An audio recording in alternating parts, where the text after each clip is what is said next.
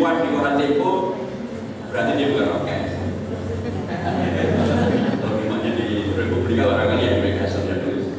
Kalau itu di koran Tempo berarti ini ya, karena Tempo kan begitu di sekolah kalau pemerintahan. Jadi saya mengatakan bahwa apa yang kita kerjakan, apa yang Anda kerjakan melalui mekanisme sejak Majlisuro dan menghadirkan kabinet baru di Majlisuro sampai kemudian rakernas, munas, rakernas sampai musbil, musda, seluruhnya ternyata itu diamati di publik. Dan ternyata publik kemudian membanding-bandingkan dengan partai yang lain, dan ternyata menurut penulis tadi yang memasukkannya di koran Tempo dan bukan koran Republika tadi itu, PKS masih dipilih sebagai partai dengan indeks pertumbuhan demokrasi yang terbaik.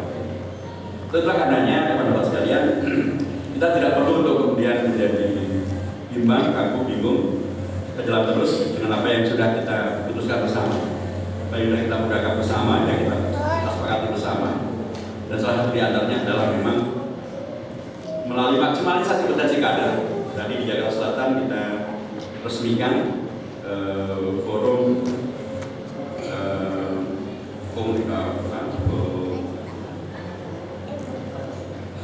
intinya forum ini adalah untuk maksimalisasi potensi kader-kader yang berada di birokrasi dan tokoh-tokoh masyarakat. Dan yang juga tokoh masyarakat ini jangan diatur pandang sebagai yang ribet-ribet.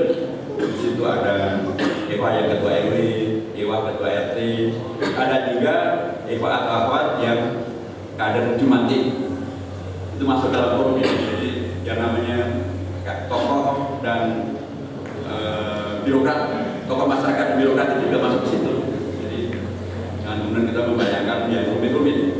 Tentulah karenanya kalau kemudian di Jakarta Pusat pola semacam ini sudah dilakukan, dan saya dengar bahkan di DPW sudah dilakukan, saya kira itu adalah tidak lanjut dari upaya kita untuk menyongsong tentang apa yang diharapkan oleh publik agar kita tidak adem ayem saja.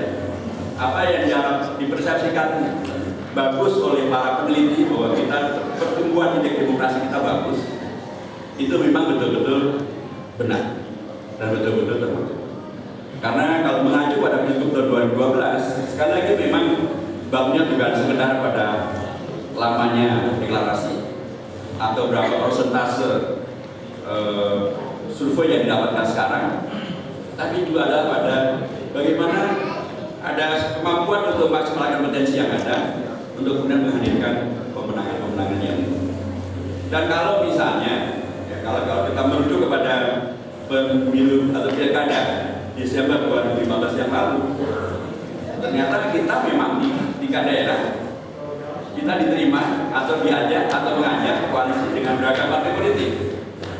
Dan di Jakarta pastilah kita tidak mungkin mengajukan, kita tidak mungkin sendirian, karena kita hanya mempunyai 11 kursi di DPRD.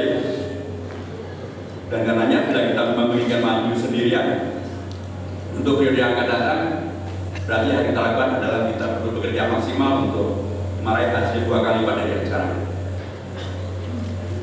Karena kita hanya 11 kursi, maka kita akan harus berkoalisi. Mau atau tidak, begitulah realitanya. Hanya PDIP yang mempunyai 26 kursi dan kalian memungkinkan untuk mengajukan sendiri.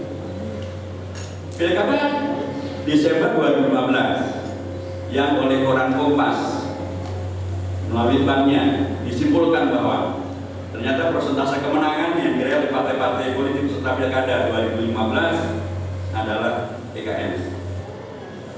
Dan itu semua kaget, saya juga kaget. Ketika media yang meneliti Kompas, ya kalau yang meneliti Republika barangkali lagi-lagi apa ya, kemudian untuk menghibur PKS buat lampu. Tapi yang bukan Kompas. Dan Kompas menyebutkan bahwa persentase kemenangan peserta pilkada 2015 adalah yang tertinggi adalah PKS 50,9%, baru Nasdem 50,3%, baru PDIP 49,7%. Itu seterusnya. Jadi mengacu kepada pilkada 2015, bisa saja Jakarta PKS berkoalisi dengan partai, atau pasti PKS berkoalisi dengan partai yang lain. Nah, partai yang lain ini yang mana? Ini yang sedang. Klik like, share, dan jangan lupa subscribe.